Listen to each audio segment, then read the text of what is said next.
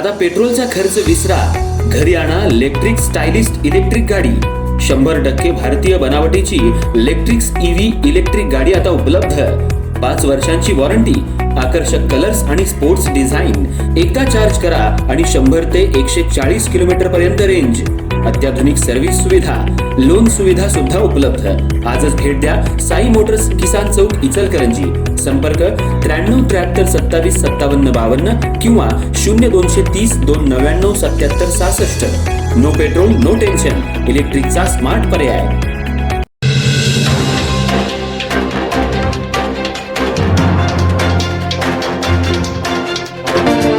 Ichalkaranji ॲमेच्युअर taekwondo अकॅडमीच्या वतीनं आयोजित करण्यात आलेला ब्लॅक बेल्ट पदवी प्रमाणपत्र प्रदान सोहळा उत्साहपूर्ण वातावरणात आणि दिमाखदार पद्धतीनं पार पडला। ब्लॅक बेल्ट पदवी प्रमाणपत्र परीक्षा 2026 मध्ये उत्तीर्ण झालेल्या अकॅडमीच्या 10 खेळाडूंना ब्लॅक बेल्ट पदवी प्रदान करून त्यांचा मान्यवरांच्या हस्ते गौरव करण्यात आला। विशेष म्हणजे या यशस्वी खेळाडूंमध्ये 9 मुलींचा समावेश असून मुली आत्मसंरक्षणाच्या क्षेत्रात सक्षमपणे पुढे येत असल्याचं प्रेरणादायी चित्र या सोहळ्याच्या निमित्तानं पाहायला मिळालं।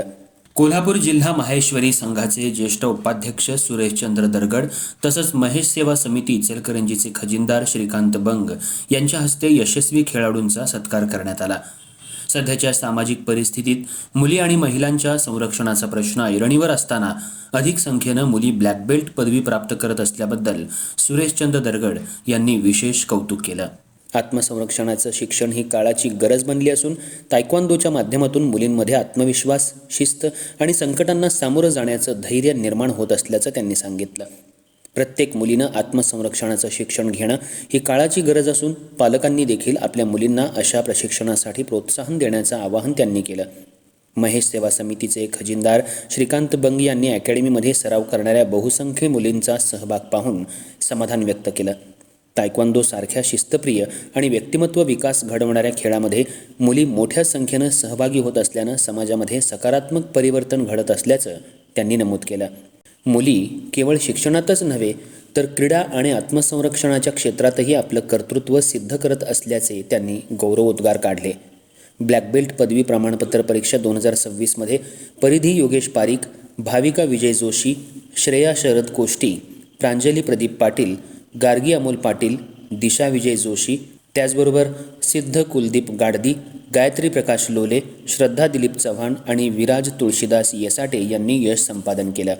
अनेक वर्षांच्या सातत्यपूर्ण सराव, कठोर मेहनत, शिस्त आणि चिकाटीच्या बळावर या खेळाडूंनी ब्लॅक बेल्ट ही मानाची पदवी प्राप्त केली आहे। ग्रँड मास्टर रविकिरण चौगले यांच्या हस्ते सर्व यशस्वी खेळाडूंना ब्लॅक बेल्ट पदवी प्रदान करण्यात आली। यावेळी त्यांनी ब्लॅक बेल्ट ही केवळ पदवी नसून ती आत्मविश्वास, संयम, जिद्द आणि जबाबदारीचं प्रतीक असल्याचं सांगितलं। तायक्वांदोचं प्रशिक्षण खेळाडूंना शारीरिकदृष्ट्या सक्षम बनवण्याबरोबरच मानसिकदृष्ट्याही सबळ बनवतं। आत्मसंरक्षणासोबतच व्यक्तिमत्व विकास, नेतृत्व गुण आणि जीवनातील आव्हानांना सकारात्मकतेनं सामोरं जाण्याची प्रेरणा तायक्वांदोमधून मिळते असं त्यांनी नमूद केलं। इचलकरंजी ॲमेच्युअर तायक्वांदो अकॅडमी गेल्या अनेक वर्षांपासून शहरातल्या विद्यार्थ्यांना दर्जेदार प्रशिक्षण देत असून राष्ट्रीय आणि आंतरराष्ट्रीय स्तरावरील खेळाडू घडवण्याचं कार्य सातत्यानं करते। विशेषतः मुलींच्या सक्षमीकरणासाठी आत्मसंरक्षणाचं प्रशिक्षण देण्यामध्ये अकॅडमीनं मोलाचं योगदान दिले। त्यामुळं आज अनेक मुली आत्मविश्वासानं आणि निर्भयपणे जीवनातील विविध क्षेत्रांमध्ये यश संपादन करतायत।